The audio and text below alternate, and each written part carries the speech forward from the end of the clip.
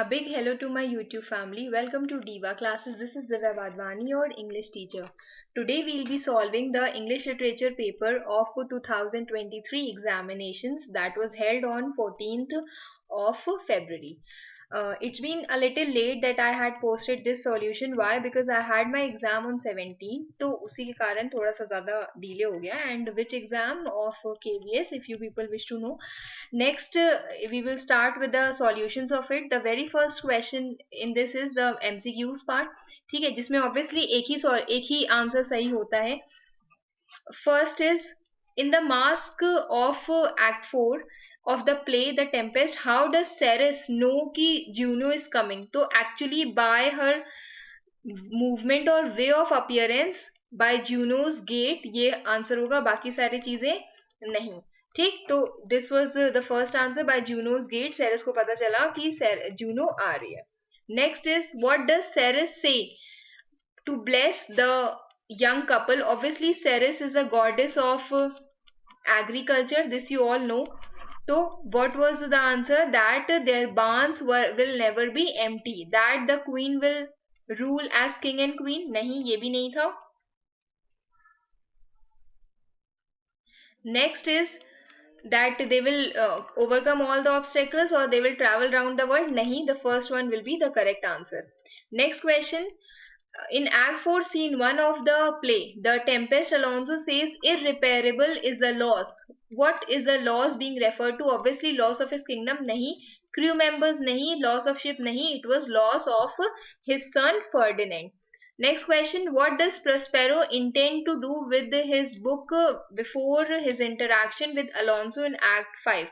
तो ये हमने आपको बताया भी था कि एक वर्ड याद रखो, plummet, जो हमने when I explained it to you the whole text, तो हमने एक फोटो भी उसकी दिखाई थी. तो वो कहता है कि he will drown it deeper than the plummets. Sound कि जितना नीचे तक आज तक plummet गया होगा, हम लोग ने सुना होगा, उससे भी ज्यादा deep. I just want to drown my magic books और all my magic. Then where did B Wordsworth live in the story?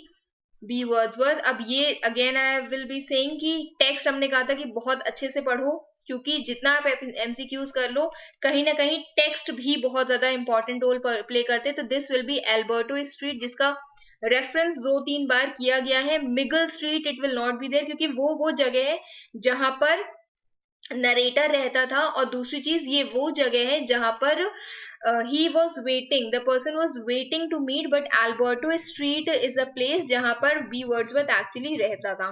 Then in the short story To Build a Fire, which wild idea came to the man's head when all seemed lost? So obviously ये no, this was also not there, then this was also not there. It was the to kill the dog and crawl into its carcass for the warmth.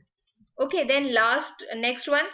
In the short story, The Story of an Hour, what according to doctor did Mrs. Millards die of? अब ये बहुत ही ज्यादा easy वाला question जिसे कहते हैं, that the joy that kills, doctor ने साफ साफ बोला था कि वो खुशी से मर गई है. Okay, then in the poem Dover Beach, where is the eternal note of sadness heard? ये कहाँ पर सुनी जा रही थी?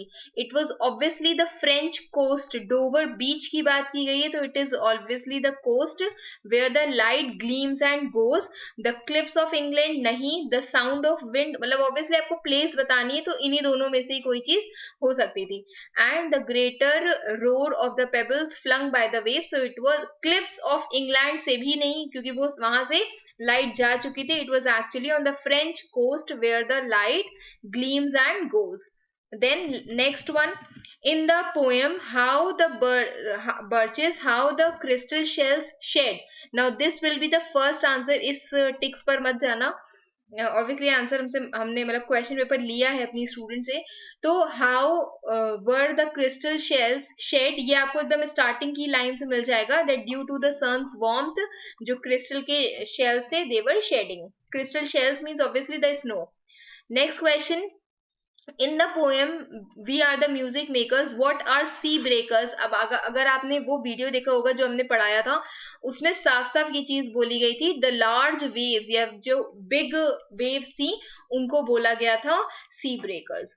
Okay, now we will move to the part of this the analytical analytical part of question number 2. First is in Act 3, Scene 2 of the play The Tempest, Stefano and Trinculo are angry with Caliban as they struggle out of the filthy pool. क्यों? देखो, पहली चीज ये Act 3 Scene 2 में तो मुझे कहीं दिखी नहीं. फिल्दी पूल के बाद निकल का जो इंटरेक्शन था वो उनका कल्मिनेशन ऑफ कैलिबान Act 4 Scene 1 में हुआ था. ठीक है, तो हम आपको जो आंसर बता रहे हैं वो इसी में से बता रहे हैं. इट विल बी क्यों वो उससे एंग्री थे. कौन दो लोग? स्टीफेनो और ट्रिंकिलो. वाई? क्योंकि वो कहते हैं दैट इट वाज कैलिबान का जो हार्मलेस फेयरी है, harmless Caliban's, it was Caliban's harmless fairy who Ariel. ठीक है, एरियल जिन्होंने इनकी ये हालत बनाई है. Ariel who disgraced them. ठीक है, them and put them in the filthy lot put them in the filthy pool. और दूसरा भी इसमें एक और चीज आप लिख सकते हो, and they have brought them an infinite loss of those wine bottles being drowned in the filthy pool. तो वो भी एक रीजन इसका हो सकता है कि दोनों लोग इसीलिए इसमें एंग्री थे. How horribly I have written. Next is Act 4 Scene Act 5 of the play में Prospero greets Gonzalo first. Why? क्योंकि वहां पर एक टर्म वो यूज करता है, बिकॉज ही वॉज या फिर गोंजेलो वॉज प्रोस्पेरोज नोबल फ्रेंड. ठीक है, प्रोस्पेरोज नोबल फ्रेंड, क्योंकि वो उसको ग्रीट ही करता है कि my noble friend let me embrace you first. तो ये चीज आप इसमें लिखोगे. ये भी आप इसमें मेंशन कर सकते हो कि it was Gonzalo who saved him from all the conspiracies of Alonso and all. और he was Prospero's noble friend and his honour. वो ये भी बोलता है Prospero that his honour cannot be measured or confined.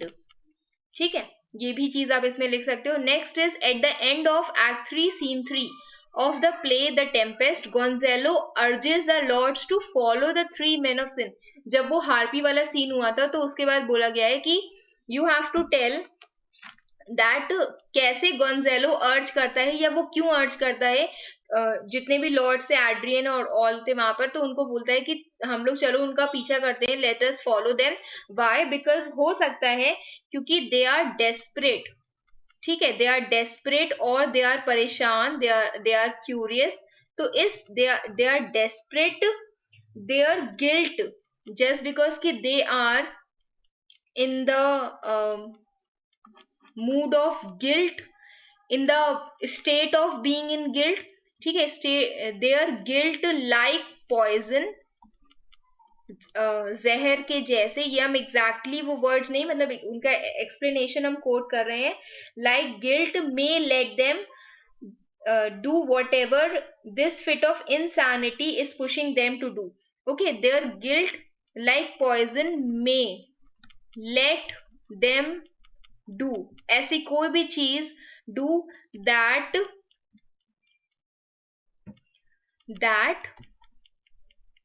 once wait a minute, that their fit of insanity, कि अपनी जो just because कि they are right now they are not in their senses, तो हो सकता है कि उनकी जो गिल्ट है जो कि पॉइजन की जैसे है वो उनको वो चीज करवा सकती है that they can do in their fit of sanity, that let them do that their fit of sanity may let them do. ठीक है, फिर नेक्स्ट क्वेश्चन में we will move. In Act 3 Scene 2 of the play Tempest, Stefano threatens to tie Trinculo to the next tree. Why? Because he was calling, या उसको बार बार बुला रहा था, calling Trinculo, sorry, calling because he was insulting, कह सकते हैं, insulting Caliban. बार बार उसको किस नाम से बुला रहा था? इग्नोरेंट मॉन्स्टर, या बहुत सारे टर्म्स उसने यूज किए थे. He was insulting Caliban and also disobeying Stefano. ठीक है, बार बार जब स्टीफेनो बोल रहा था कि मत करो तो वो उसको डिसोबे कर रहा था. ये चीज उसमें लिखी गई है.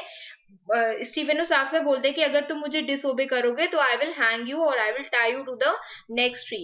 फिर साउंड मशीन में doctor Scott thought that Klausner was ill when Klausner rang up to the doctor. जब वो उस पार्क में गया उसके बाद उसने उसको एक्स से मारा ट्री को, फिर वो वापस आया था, उसने कॉल किया था डॉक्टर स्कॉट को.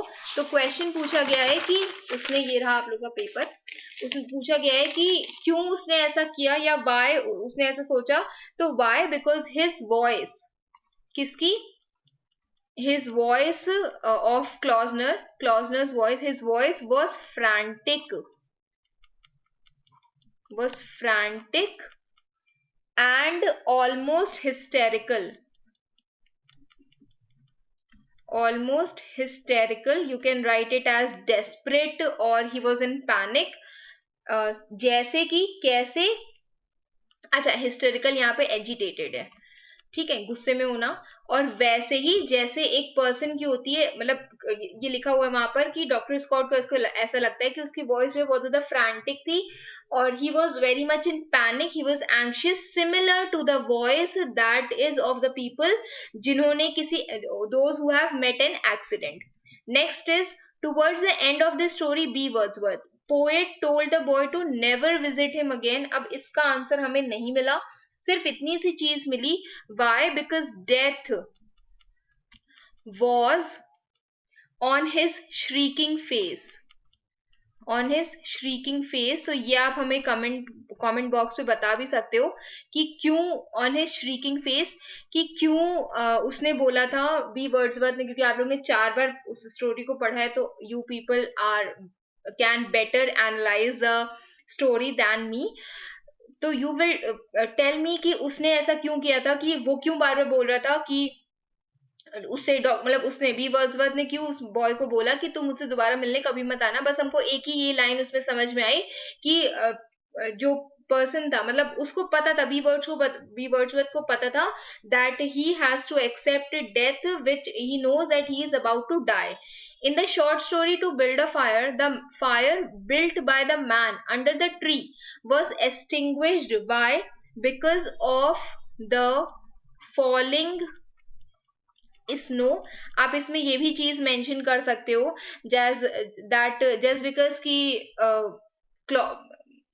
man was continuously bringing out the twigs from the branches of the tree. The snow on the above branches of the tree were falling to the next branches, and at the last the falling snow, and at last when the tree could not hold the burden of the snow, it fell on the fire and the fire was extinguished, and the fire was put out. Next, in the poem The Darkling Thrush, the poet thinks that the bird has some awareness which the poet did not, because the bird, या फिर because the thrush, the bird, was singing joyfully. ठीक है, and that symbolizes hope.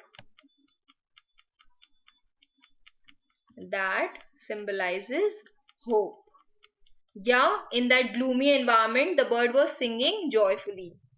Then, in the poem Dover Beach, the poet wants his beloved to be true to them because love is the only hope. Love is the only hope in this darkling plain. Okay, darkling plain where there is neither joy, plain where there is neither joy nor love nor certitude. तो बोलता है कि सिर्फ love between the two is only the thing that a person can rely upon. Last is towards the end of the poem Birches, poet expresses his wish to return to earth. क्यों? क्योंकि वो कहता है earth is the perfect place or the right place place for love. Okay, तो I hope you have understood this much. अगर कुछ और है जो इसमें हमने मिस कर दिया या something that you have written, you can mention in the comment box. Language is also coming soon and commerce part is also, commerce का वो solution paper is also coming soon. सब पेंडिंग पड़े हुए हैं. Then question number 3. अब next में ये हम आपको सिर्फ एक ब्रीफ इसका आइडिया दे सकते हैं कि ये चीजें उसमें लिखी जा सकती थी. ओके, इससे ज्यादा सॉल्यूशंस की आपको इसमें जरूरत नहीं है. What you need to do in that, first question in this is referring closely to the. अब देखो 5 नंबर का, तो आई ऑलरेडी टोल्ड कि अगर आप 1 पेज भी लिखोगे या लेस देन अ पेज भी लिखोगे, that is also sufficient. Referring closely to act 3 scene 3, you have to tell कि what is turn warning. Ariel उनको देता है, तो एरियल उनसे क्या कहता है, that Ariel is himself instrument of faith and destiny. और वो उनको बोलता है कि जैसे तुम लोग ने ये जो गलत चीज की थी Prospero, you have just because कि दे रॉन्ग्ड प्रोस्पेरो, तो सी ने भी अपना काम कर दिया है सेम चीज की तरह. Alonso has lost his son, you also have a some very greater loss. और इस चीज का इम्पैक्ट क्या पड़ा था इन 3 sinners पे, that they were in the fit of insanity, they were going insane, they were desperate, they were anxious. ठीक है, और they just wanted to leave that place. वो इसीलिए अलोंसो सबसे पहले वहां से चला गया था. उसके बाद सेबेस्टियन और एंटोनियो ने भी उनको फॉलो किया था. फिर है with close reference to act 5, you have to tell that describe how Prospero has used the spirits of Hill, Brooks and Groves to shape his magical acts, what he finally decided to do with his magical pass. अब ये जो first वाला है, ये पूरी अगर आप उसकी स्पेलिंग ही हम भूल गए इसकी. ठीक है, ये जो पूरी उसकी मोनोलॉग था स्टार्टिंग में, उससे आप इसका आंसर ब्रिंग आउट कर सकते हो कि वो in how he has used the spirits of hill, brooks and groves to shape his magical acts. वो पूरा उसमें यही चीज बताता है. फिर what does he finally decide to do with his magical parks? He said that he will drown it deeper than the plummets sound, या plummet line जितनी या फिर प्लम लाइन जितनी होती है उससे ज्यादा डीप हम उसको ड्राउन कर देंगे. अब ये दोनों ऑप्शन दिए हुए हैं इसमें, जिससे you have to choose any one. Forgiveness and reconciliation I already told, जहां पर अलोंसो को वो फॉरगिव कर देता है, लास्ट में कहता है let us embrace each other. ठीक है, तो ये इसका तो ये पूरा थीम का इंपॉर्टेंट क्वेश्चन हमने आपको इसमें करवाया भी था कि इंपॉर्टेंट क्वेश्चन के पीडीएफ में कि ये जो थीम्स है इसको पढ़ लो. इसमें से हो सकता है कि एक आध आए, और आई भी थी. Magic also I gave you, क्योंकि किसी स्टूडेंट ने मेंशन किया था कि मैम सुपर नेचुरल पावर्स वाला करवा दीजिए, तो सुपर नेचुरल पावर या मैजिक भी इसी में ही यूज हुआ था. And you have to also tell कि उसमें आपको व्यूज देने हैं by referring any 2 instances from the examples that you can use. तो उसमें एकदम मैजिकल पावर्स देखो वो कैसे, एक तो पूरा स्पिरिट वाला शो जो उसने किया था. Next, Ariel was also a part of the magic, तो वो चीज भी उसमें आ सकती है कि वो स्पिरिट्स को लेकर के आए थे पहले in the part of banquet scene. फिर उसके बाद हार्पी आया था, तो ये उसमें हो सकता है as an example. Then last में कल्मिनेशन ऑफ कैलिबान में जैसे वो उन स्पिरिट्स को यूज करते हैं in the form of dogs and wounds, तो ये भी इसमें मेंशन किया जा सकता है. आपसे 2-3 पूछे गए थे, 2 पूछे गए, तो वो आप उसमें लिख सकते हो. ठीक है, फिर नेक्स्ट इज, अब 10 मार्क्स का था तो obviously 2 pages, 2.5 pages. Next part is referring closely to the short story singing lesson में. यू हैव टू टेल कि हेड मिस्ट्रेस कैसे उसको समन करती है to Miss Meadows, eventually brings latter out from the cold despair to realm of hope, love and joy. अब ये वाला part जो था that I gave you in the part of revision, जिसमें और शायद इंपॉर्टेंट क्वेश्चंस में भी कि आपको डिस्क्राइब करना था चेंज ऑफ मूड, कि जब लास्ट में उसका टेलीग्राम आता है तो वो एक स्टैंजा जो सबसे लास्ट वाला था जिसमें ये बताना था कि हाउ चीजें उसको कैसे डिफरेंट लगने लगी. वही क्रिसैंथेमम अब उसको बहुत ज्यादा, जो फ्लावर था वो बहुत ज्यादा अच्छा लगने लगा था. Okay, then referring closely to the short story The Sound Machine, you have to give instances to show how Klausner was obsessed with sound. तो ये पूरा एक theme था that obsession of sound वाला that you could use. आप उसमें Klausner और Mrs. Saunders का interaction बता सकते थे. आप उसमें स्टार्टिंग में जैसे वो उसको डिस्क्राइब करता है वो बता सकते थे, लास्ट वाला सीन उसमें दिखा सकते थे कि how he goes to the park with Miss doctor Scott, और उनको वो बोलता है कि मतलब उनके साथ वो बोलता है कि इसको पकड़ो, इसको सुनो, क्या कोई आवाज सुन रहे हो, हम इस पे डीप कट देते हैं, अब आप सुनो। तो ये सारे instances you can mention in that. ठीक है, समरी के वो छोटे छोटे पार्ट्स भी इसमें चल जाते हैं। फिर next is with close reference to the short story, to build a fire you have to tell dog's lack of imagination led to his paralyzing death and dog's primitive instincts helped him to survive। अब यही चीजें देखनी थी उसमें कि ये था उसका लैक ऑफ इमेजिनेशन या उसका ओवर कॉन्फिडेंस, जहां पर उसको यही नहीं समझ में आया था कि इतनी सर्दी पड़ जाएगी वहां पर। तो this you could have told कि दोनों के बीच में एक डिफरेंस आप बता सकते थे कि मैन लैक ऑफ इमेजिनेशन कैसे, और उसके बाद डॉग्स का जितने भी उसके दिमाग में चीजें चल रही थी, डॉग का तो बहुत ही ज्यादा अच्छा रोल उसमें शो किया गया था, that also you could have written. Then next is, do you think friendship is not a matter of age but of emotional connect. अब ये आपको गिव योर व्यूज, इसमें तो देखो एकदम स्टार्टिंग से जहां से दोनों के पार्ट्स, दोनों के जो व्यूज है बहुत ज्यादा मैच करते थे, जहां पर स्टार्टिंग में ही has loved the company of, the narrator has loved the company of B Wordsworth, आप ये वाली लाइन भी उसमें यूज कर सकते थे। वो उसके साथ मैंगो खा रहा था, ओके पूरा उसने अपने टाइम उसके साथ स्पेंड किया था, वो यहाँ गया था स्टार्स देखना, कॉन्स्टिलेशन वाला, ये सारी चीजें आप उसमें मेंशन कर सकते थे विद स्टार्टिंग लाइन की literally friendship is not a matter of as.